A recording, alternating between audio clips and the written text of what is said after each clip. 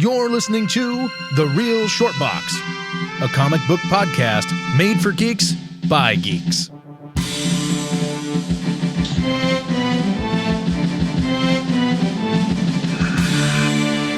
Hello, everyone. Thank you for tuning in and listening to The Real Short Box. My name is Donald, and I am here with a very special guest. We are here with writer, podcaster, and script consultant Howard Casner. Thank you for joining us, Howard. Hi, how's it going? Oh, it's going just wonderfully. Thank you. It's a wonderful day out today here in sunny LA. Can't complain at all. Well, I'm sure if we think about it long enough, we'll come up with something. Yeah. When fire season hits again, I'm sure there'll be plenty of complaints I'll have to throw out there. But for now, I just keep knocking on wood in hopes that doesn't happen. But we'll see. Today, though, we are talking about independent comic book films. So basically, comic book movies that were created from independent comic book companies. Comic book companies such as like Dark Horse, for instance, or Comico, or Eclipse, Pacific Comics, anything like that. Basically, that's not the big two, DC or Marvel. Essentially, just saying Disney or Warner Brothers.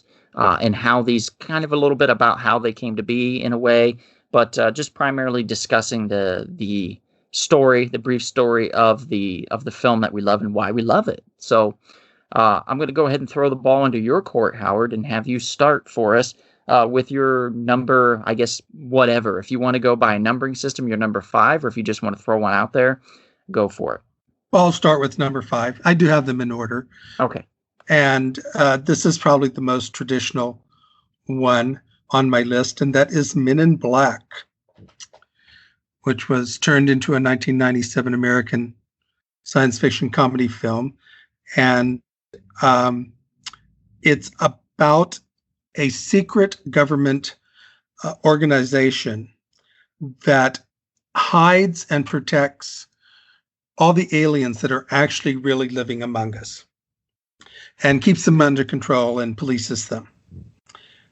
It revolves around 2 of these agents. Tommy Lee Jones plays the one that's been there for the longest time. I believe he is Jay, isn't he? And yeah. Will Smith. Yes, and Will Smith, who is a policeman and is out one night and happens upon one of these aliens and chases him. So impresses Tommy Lee Jones that he is recruited into the Men in Black and takes the name K. And basically they're hunting down an alien who has come to Earth to find a power source that can I think destroy the universe. Agent K was Tommy Lee Jones. And I can't remember what they called Then Will Smith was Jay. Was he Jay? Okay. Was Jay. That makes sense. Right. And they're hunting down this alien who's come to Earth to find a powerful energy source that can destroy the world. I thought it was just incredibly clever when I saw it. I didn't know exactly what to expect. I did not expect it to be so witty, so clever, so smart, so much fun.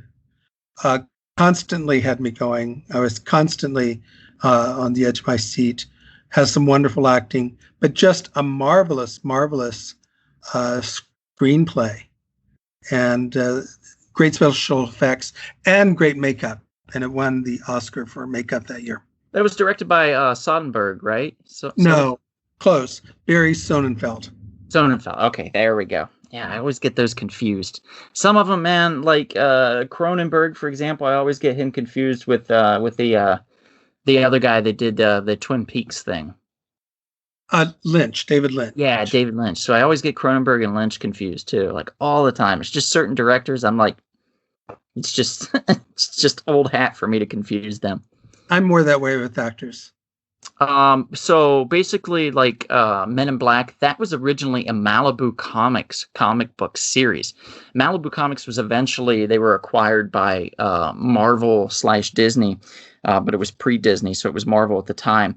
And basically what happened was Marvel took all of these properties. They were acquiring them to get the rights to their printing, because they had top of the line, like the best in the industry, printing capabilities. So Marvel wanted that technology, so they purchased them primarily for that. But they also found this multitude of characters that they could use. Unfortunately, since each character is independently owned by the creator, because it's a creatively, very independent company that allows their creators to keep full rights to the characters. Unfortunately, they would have to pay a large percentage of whatever they make per sale of said characters in order to produce these characters in Marvel, the Merry Marvel manner. So that hasn't happened. That's why we don't see any new like Men in Black comics. That's why we don't see any new Prime or Hard Case or any of these other characters that were created through Malibu Comics. It's really sad. It's a really sad story.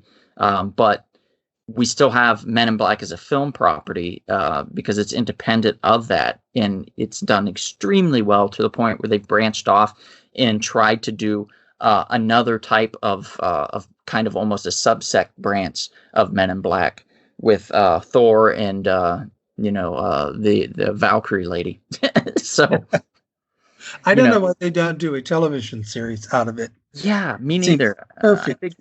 It would be great. Yeah, it would be a great series. Definitely like HBO or something, HBO Max or even Netflix would be great to pick something up like that. Amazon Prime, somebody should pick that up. I'm going to go with one real quick. I'm from like 94 to 99 is what I call the golden age of indie comic films. So we've seen a multitude of films. And in fact, I think every single property I'm going to be talking about fell within that timeline from 1994 to 1999. And this one's on the tail end. This is the 1999 film Mystery Men. Directed by Kinka Usher and was written by Neil Cuthbert. It was loosely based on Bob Burden's Flaming Carrot comics. Now, Flaming Carrot comics had the characters of Mystery Men appear in there. They're ridiculous characters like Mr. Furious, who's basically Ben Stiller, and he can get really angry. That's his power. Hank Azaria plays the Blue Raja, who's like a master of cutlery, so he can throw forks and knives and spoons really fast and far, and he's got pinpoint accuracy. We have William H. Macy, who plays the shoveler. God gave him a gift. He can shovel well. That's even in the script. Janine Garofalo plays the daughter of the bowler. She's the bowler, and she uses the severed head of her father that's now a skull encased in a bowling ball that she uses and can like use it to target people and stuff and knock people out. Then we have Paul Rubens as the spleen, the master of passing gas. He can knock you down with like just a whiff or a blow. And then a couple other lesser known characters, but we have a great cast here. In other words, is what I'm trying to say. This is an amazing cast. Well, it's interesting because if I remember right, it's been a while since I've seen the film. These are sort of the superheroes that nobody else wants. Yeah. Sort of superheroes that the Avengers would not accept into their midst because they're played also by not top tier actors, but second level actors. And so casting matches the way the characters are treated. Yeah, a lot of people from from television and stuff, or that hasn't done much in a while. They're not really leading characters. They don't play leading roles generally. Yeah, absolutely. I mean, Jeffrey Rush is in this, but this is like huge breakout for Jeffrey Rush, and he plays the main villain, Casanova Frankenstein, who kills Greg Kinnear's character. And this is how the film starts because Greg Kinnear, I believe, played Captain Amazing or something like that. And Casanova Frankenstein finds a way to kill him. And basically, Greg Kinnear is the ultimate hero. He was Superman. There was no need for any other hero because there was him. And he always found these mystery men to be ridiculous because why would you ever need them? Go find a cat in a tree. Greg Kinnear, Captain Amazing's here to save the day. You don't need these guys for anything else. So when he dies in the film, it leads to the formation of this mystery men, this ragtag group of D-level superheroes. that form together to try to defeat Casanova Frankenstein and save the world. And it's super fun. It's a super fun, like, ridiculous film. If you just love ridiculous superheroes doing really dumb things, and if you want a really good time, like, really, really rewatchable for me. I love this film. I'll break it out every so often and watch it. It's something that I very much enjoy, and it has a really good lesson to it as well. Like, all these characters have their comeuppance, so to speak. They all have their time in the sun to shine, and that's what I love about this film. It's just really good. It's a really good story, and my hat's off to Bob Burden for even creating these characters to begin with, because they are ridiculous. Let's go ahead with your number 4. Well, my number 4 is called We Are the Best. It's a Swedish film. It was made in 2013.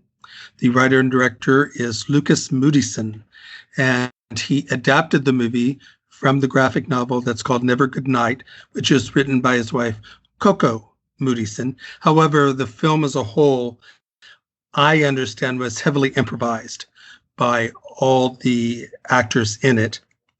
It revolves around 3 13-year-old girls. It starts out with 2 of them best friends, and they love punk music. But punk music is out of date. Mm-hmm. So they're teased by the other boys, especially one that is a rock band at their school. So they decide to get back at the boys who are in the rock band by starting a punk rock band. They recruit another one of their classmates, a rather shy girl. She's overtly Christian, but she knows how to play guitar. So they start trying to become this punk rock band, and it follows their relationships. They're trying to find, their first steps at finding love or friendship. They have problems and sometimes break up and get back together again. It basically ends when their school, the head of the music department, takes both bands, the rock band and the punk band, to a what is it called? It's some sort of festival, a youth festival. Mm-hmm. And at first, when the girls play their punk rock, the audience sort of jeers them. They make fun of them. And then, and it's in a place called Vasteras. So one of them just automatically changes the lyrics of their song, which was called Hate the Sport. It was an anti-sport.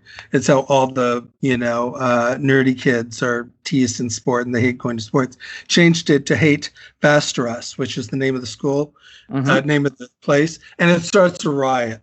So basically they've succeeded in doing what every punk rock band lives to do. They start a riot. That's awesome. And it's just a very sweet film. It was one of my favorite films of the year. I've seen it a couple of times. It was highly, the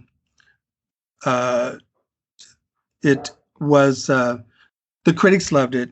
It's one of those that was well received by the critics. It didn't really play long. It's a foreign film. It's in Swedish. Yeah. But it's almost impossible not to like it because you just get involved with these girls' lives, and it's really a nice movie. Now, if the film's good enough, I definitely, like, even if it's like subtitles and stuff, I'll give it a whirl. It's when it's a series and it's like, this is 4 seasons long, and I'm like, man, I don't know if I have it in me to read that much television, So, like, but a movie, if it's got a good gimmick or a good shtick to it, I'll check it out for sure. So this one sounds like a good one to me. Yeah, it's just very sweet. It grows on you. It came out of nowhere, and the critics loved it. Now, I'm going to talk about the earlier period of time when I was talking about that golden era for independent comic book movies. I'm going to talk about 1994 now, because I said from 94 to 99 was this kind of sweet spot. 94 kind of really, in a way, started a lot of it and showed that independent films like this, like comic book films, can make a shit ton of money. And I'm talking about a film that grossed over $351 million on an $18 to $23 million budget. I'm talking about 1994 Jim Carrey starring The Mask. Oh, yes. Now, this was a superhero comedy film, but it was dark. It was created by Mike Werb. It's actually written by Mike Werb, is what I mean. It's loosely based on Mask Comics, published by Dark Horse. Stars Jim Carrey, of course, and he basically finds this mask. Basically, it's a mischievous troublemaker. It's Loki's mask, if I recall. The god Loki used this mask to create trouble. So Jim Carrey finds this in the water. And after being kind of Stanley Ipkiss being like this schlub that no one really likes or wants to deal with or anything, he's an insecure cartoon-loving bank clerk. He finds this mask in the water and when he puts it on, he feels compelled to put it on. And when he does at home, he turns into this green-skinned, lovingly quirky, homicidal creature called the Mask. Basically a living cartoon, like a Textera cartoon, if you think about it that way. He's got a zoot suit on, his big bright yellow, he's got green skin, and he indulges in a comical rampage throughout the city. He humiliates several of his tormentors, including his temperamental landlady, and the mechanics, for example. They gave him a faulty car, takes care of them. And then it starts to get a little darker. And then he starts to, straight up, to defend himself, murder people that are just, they're bad guys, don't get me wrong. But the Mask is not above that. And in the comic book form, actually, it is extremely dark. In that there's a lot of murder, and the Mask is not a very nice man at all. And the stories in the comic book, the Mask finds its way to new hosts one by one until their lives are essentially ruined. And then the Mask will move on and find a new host and then go from there and help them and then ruin their life and then move to the next person. A very parasitic nature to this character, this Mask. But of course, if you think about it, if it came from somebody like Loki that's a troublemaker, then that's the perfect vessel for something like this. So it was extremely successful. It did not spawn a sequel, unfortunately, unless you count Son of the Mask with Jamie Kennedy, which most people do not, because it was a failure. It was an awful film. Came out in 2005. And they waited too long. When a film comes out in 94 and it's huge, it makes almost, $350 million. You want to follow up with a sequel pretty quickly. Waiting 11 years is a bit too long for something like that. And especially if you're not having the original actor that created the character and made it so wonderful. So for me, the 94 film, The Mask, it's a great independent film that reminds us of that there are great independent stories out there that can be easily turned into screenplays and made into film. I remember when seeing it that this really demonstrated Jim Carrey's acting ability. I mean, before this, I'd seen him in a TV movie where he was really, really good.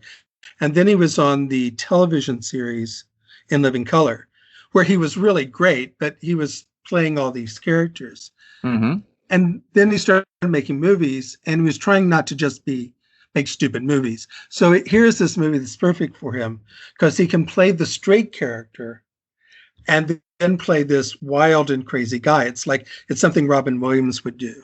So this really demonstrated that there was a lot more to Jim Carrey than people might have thought at the time. Yeah, absolutely. And this also was the first role for Cameron Diaz. Right. And she played the love interest in it. And she did a wonderful job. There's a lot to this film to love. And it does really display a lot of his talent for Jim Carrey. And it's he kind of started to skyrocket with Ace Ventura Pet Detective. But he really hit the ceiling and blew past it with this film, The Mask, to show his star power. And there was no looking back after this film, to be honest. Well, right. This showed that he could do more than just play Dumb and Dumber and Ace Ventura. Yeah, Right. absolutely. So what's your, I guess it'd be your number 3? My number 3 is Blue is the Warmest Color, which was a somewhat controversial 2013 French film. Mm-hmm. It has a lot of people in it whose names I'm going to incredibly mispronounce. It was directed by Abdelatif Kashish, and it starred Léa Seydoux and Adele Exarchopoulos, whatever.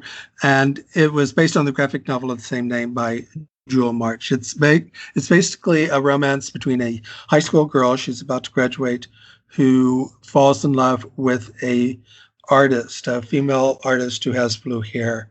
But their love affair is very intense.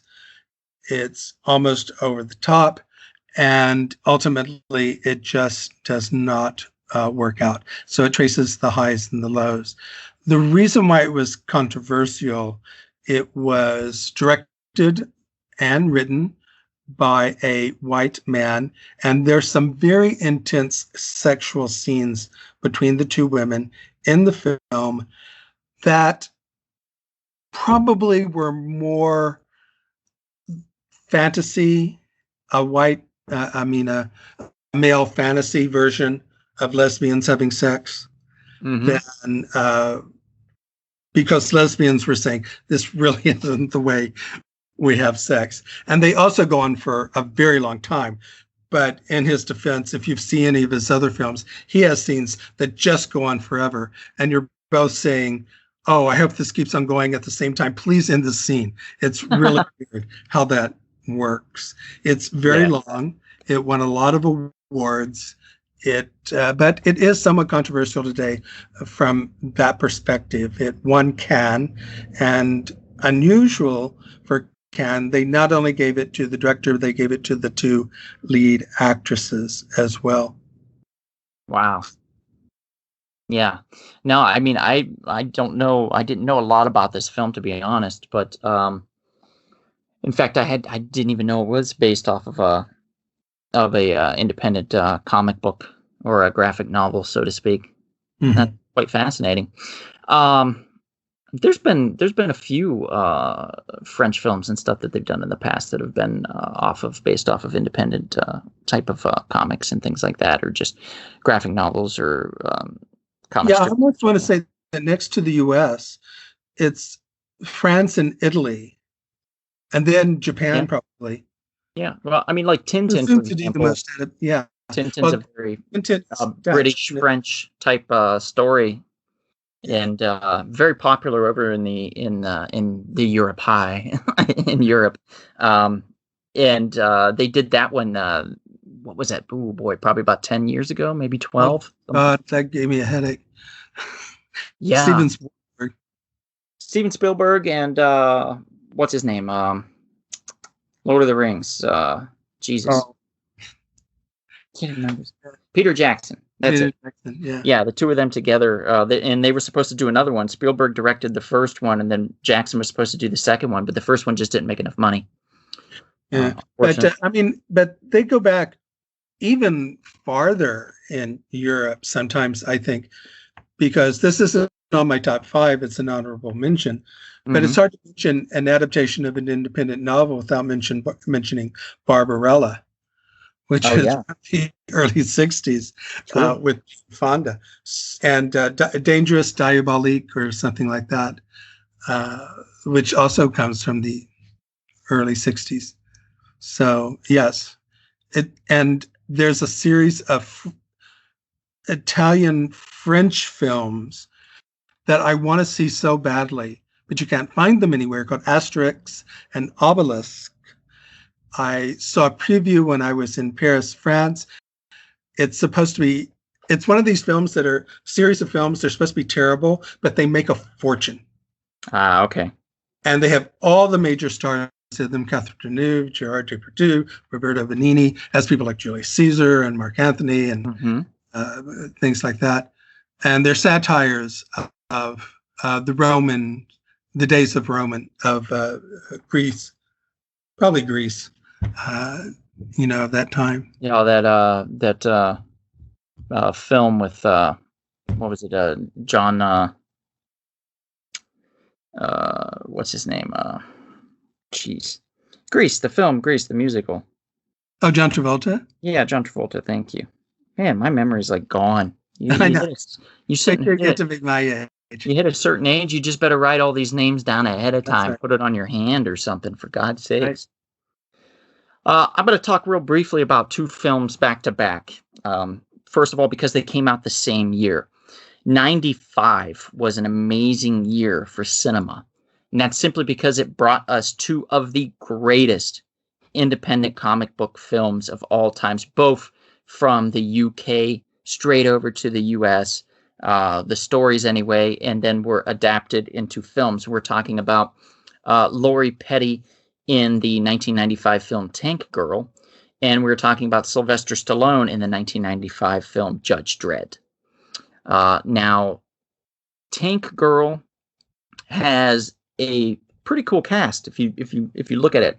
It's got Lori Petty. We also have Naomi Watts, who played her kind of a sidekick. Ice-T, who played a kangaroo human hybrid.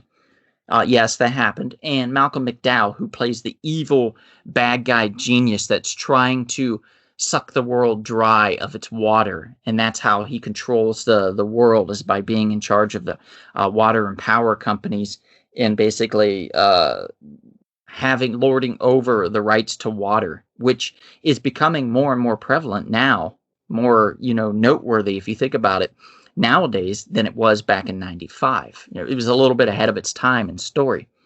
It's basically about Lori Petty in her tank that has a brain in it, of course, because why else would she be called Tank Girl if her tank was not somewhat sentient? And her and Naomi going up against Malcolm McDowell with Ice-T and the kangaroo guys, fighting them to take back the world and take back the rights to their water so they can live and not be under his rule, under his thumb. And it was a huge bomb. It only made like $6 million out of a $25 million budget. There's a dance sequence in there. It's got a musical number, which I thought was fantastic. But it just didn't. I think at the time, like, everybody was a little bit too over the apocalyptic type films. Of the eras of Mad Max and Waterworlds and things like that. So Tank Girl just kind of fell by the wayside. It was directed by Rachel Talalay, who really had a lot of problems with the film itself. I think she didn't get final cut on it, so she was pretty upset about that. It had a soundtrack to it that was assembled by Courtney Love. And it had a really cool makeup effects by Stan Winston. So there was a lot of things going for it. But overall, it just didn't have the impact that they would have wanted. And it really just fell into obscurity. But it's a really good film. Howard, have you seen this? I want to say I have, but it's been so long that I'm not sure that I could actually, say that I have. I can't be absolutely. Well, if I did see it, my memory is that I wasn't bored by it, but it was so long ago. Right. Those things happen. For me, it was pretty memorable. I got to see it in the theater. I was excited. 95 was a good year for me. Followed it up with the adaptation of Judge Dredd. We've got Sylvester Stallone, Armand Assante, Diane Lane, Rob Schneider, and Max von Sydow.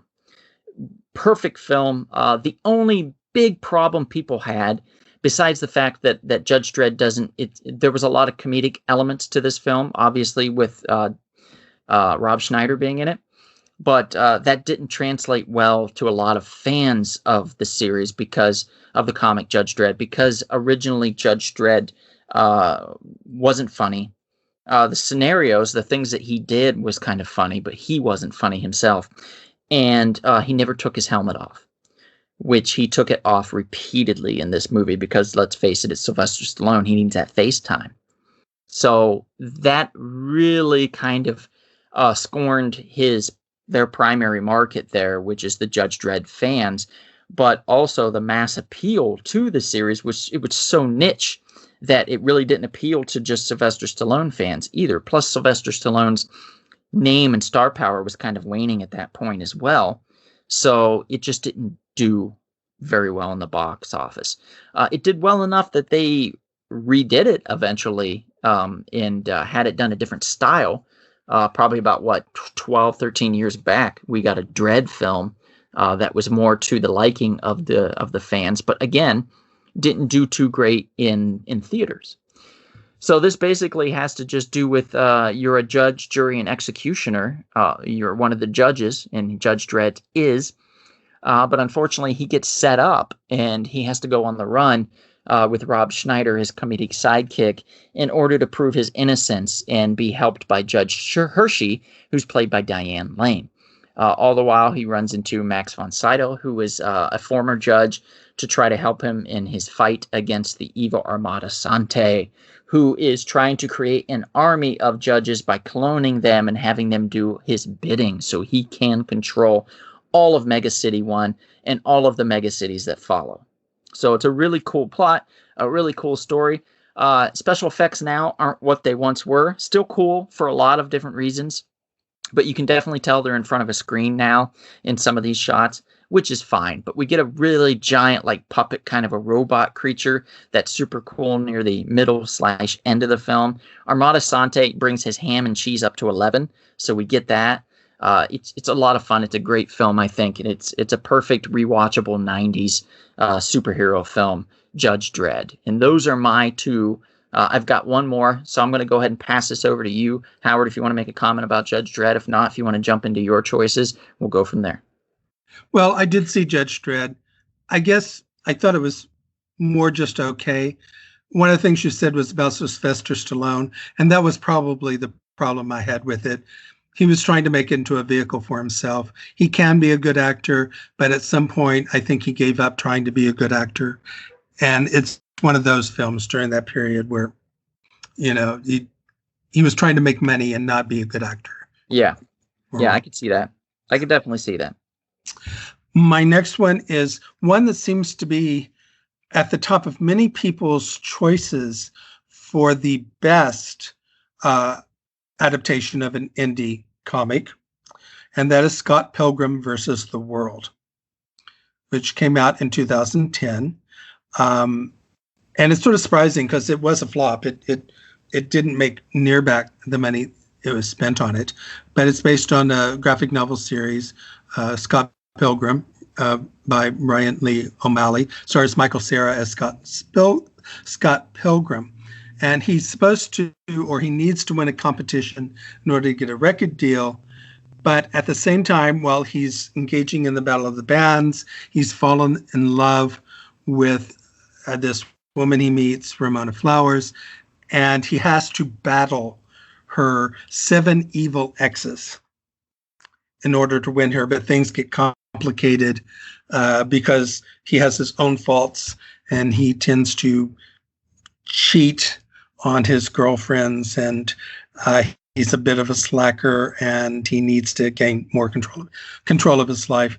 It's very clever. It's structured like a video game, and uses a lot of video game imagery of it as he moves up and conquers each X till he gets to the top.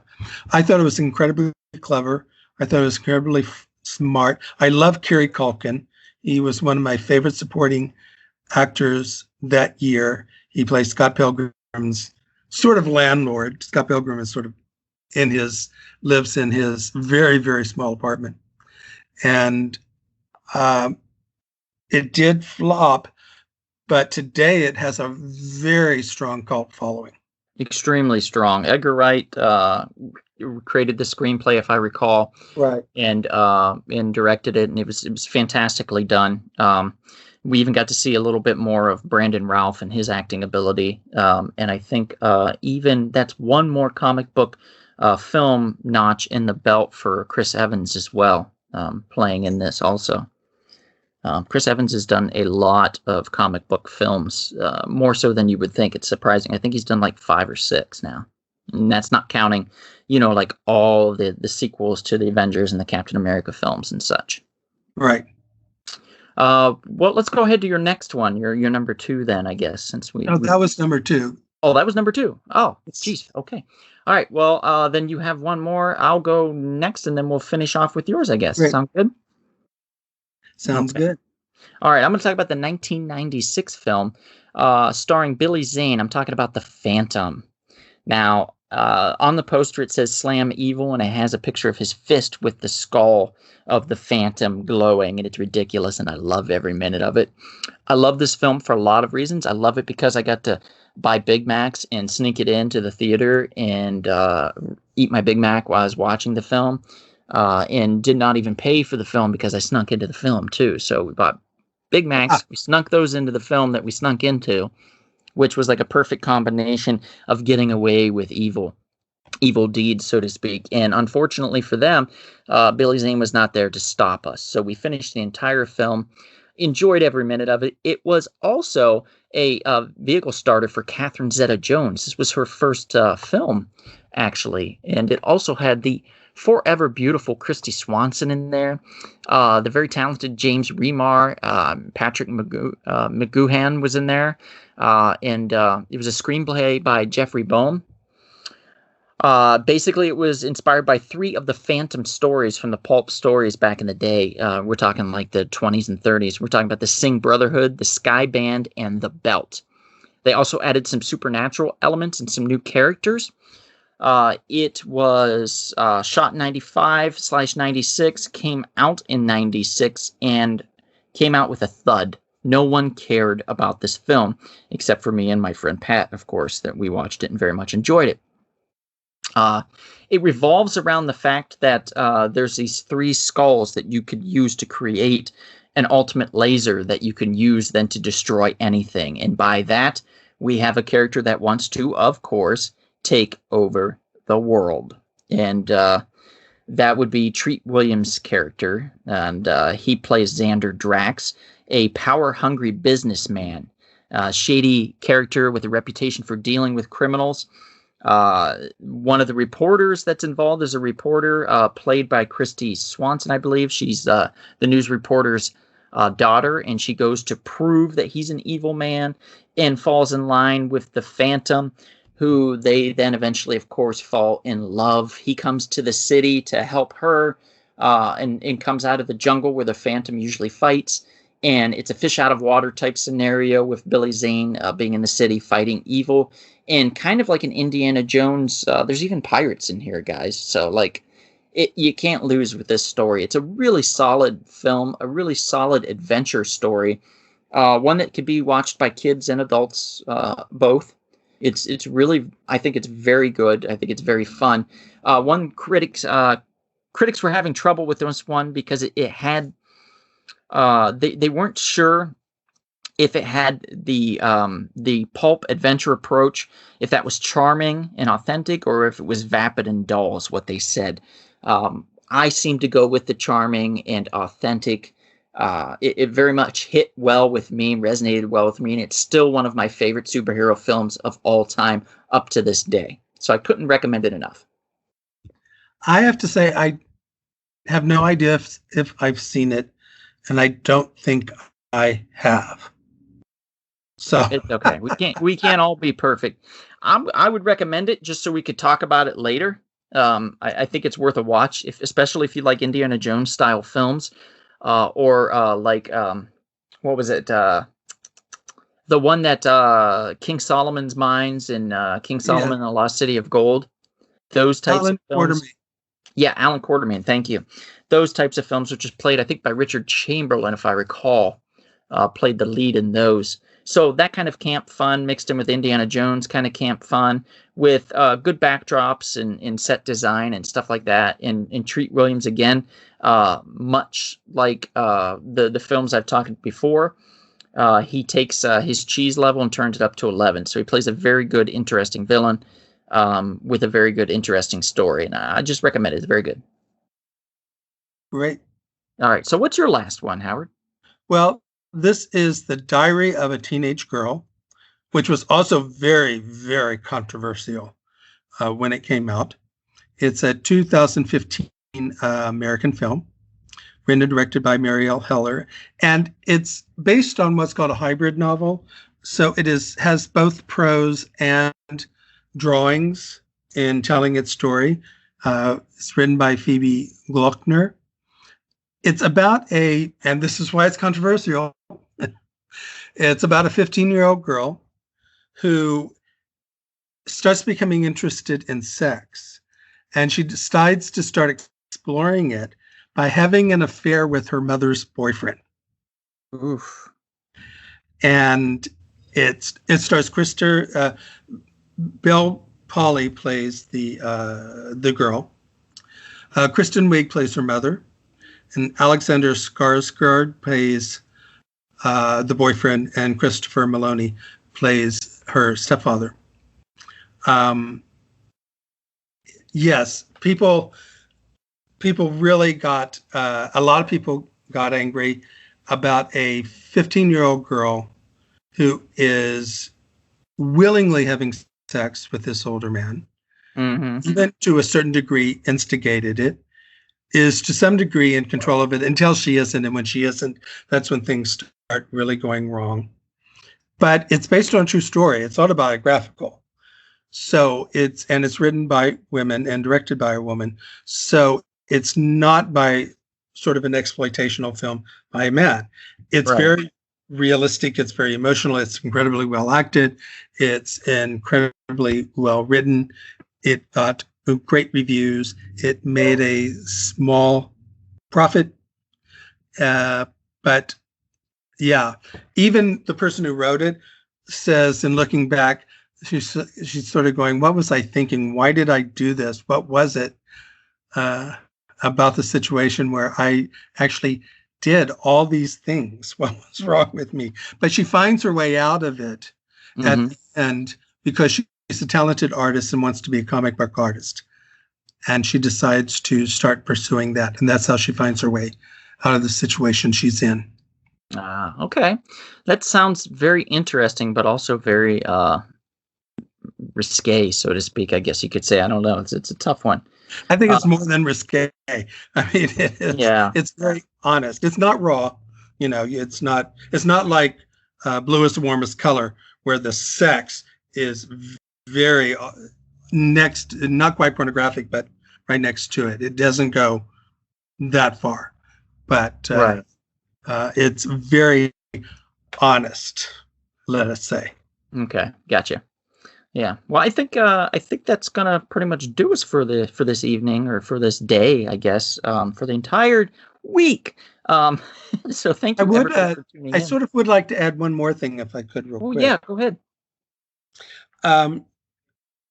Some time ago, when I was talking to a friend, we were talking about actually movies being adapted by comic books, but not superhero comic books, but the independent comic books.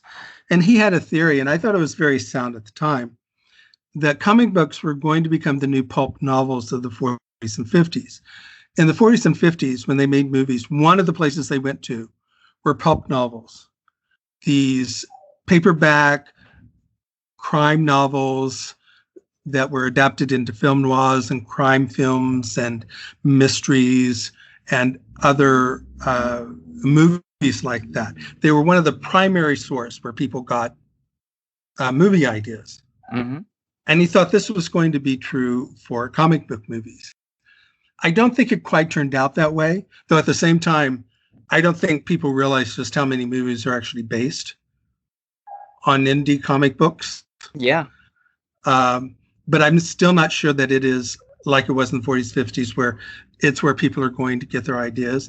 But I wish it was, because into the 2000 and 2010s, you know, movies stalled, and they were becoming less and less interesting, except for the Marvel universe for some reason. You know, that was becoming more and more interesting. But movies were becoming less and less interesting. They were reboots, they were franchises, they were remakes.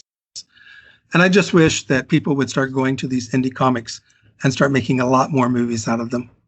I agree. Universal does have a first look agreement with Dark Horse currently, and I will say Dark Horse is putting out some of the best horror content for books and stories that I've seen in quite some time. Another company, Boom, has just optioned the rights to a series called Something is Killing the Children. So that's going to be coming, I believe, to the small screen. So that's going to be made into a series.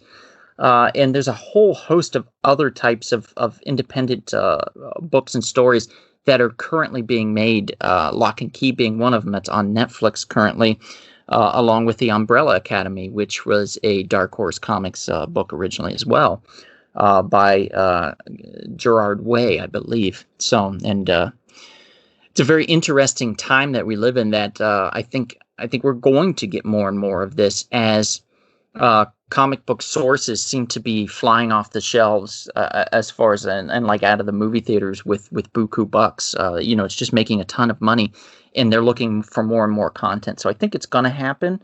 I just wish that some of the smaller, and you're right, some of the smaller, more intimate stories can be told, and they can go back to a little bit of that. And I think the pandemic kind of taught us one thing, is that smaller sets and smaller casts with more intimate type of stories, it's not going to be a bad thing. So we might start seeing more of that. We'll see. Fingers crossed. But anything else to add before we go? No, I think that's it. All right. So thank you for being a guest on here, Howard. Very much appreciate it. Howard, you do a podcast real quick. What's the name of the podcast? It is called Pop Art. It's where a guest chooses a movie from popular culture, and I'll choose a film from the more art, indie, classic side of cinema that has a connection to it, and we talk about it. You were on an episode recently where we talked about Revenge of the Nerds and the silent film, the silent film, The Freshman. Right. I forgot what that was. That's all right. And today I've been editing on the new one, which is Star Trek II, The Wrath of Khan, and the John Ford film, Rio Grande. I also, if I can be more self-aggrandizement, I just hosted the Lambcast podcast on Mortal Kombat. Ooh, nice. I look forward to listening to that one. And that's out now? Yes, I've posted on my Facebook page. You can find it there, or go to the Lambcast. I think it's lambcast.com or something like that. Okay. It was interesting because I knew nothing about Mortal Kombat. He needed somebody to head it at the last moment, and I'm the only one he knew who could actually record it. Yeah, that's funny. And you're like, it's a game. Yeah. Yeah. Well, thanks again, Howard. This was great. Very much appreciate it. Thanks for coming on. Yeah. And we appreciate it here at the Real Short Box. Great. It was great being on. Yeah, thank you. And we do these podcasts, these audio podcasts, usually every week, Thursday or Friday. We'll put those out on Spreaker, TuneIn, Spotify, Apple Podcasts, Google, iHeartRadio, all those and more. Plenty more. We have a YouTube live that we do on Rumble Spoon Productions YouTube page. We do that every Monday, basically, or most Mondays, where we do a live podcast, video podcast, with a lot of fun content, stories, and things that you can vote for and stuff. So we have a lot of great new things happening. We have a new sponsor. Splattered Frog Brewing is one of our new sponsors, and Half's Hot Sauce. So we have beer and hot sauce. Now all we need is probably some pancakes to put some of the hot sauce on maybe and absorb some of the beer. I don't know. We'll figure it out. But thank you all for tuning in. If we don't see you out and about anytime soon, perhaps we will see you at the comic shop. Thank you for tuning in. This has been The Real Short Box. We'll see you at the comic shop. Thanks for listening.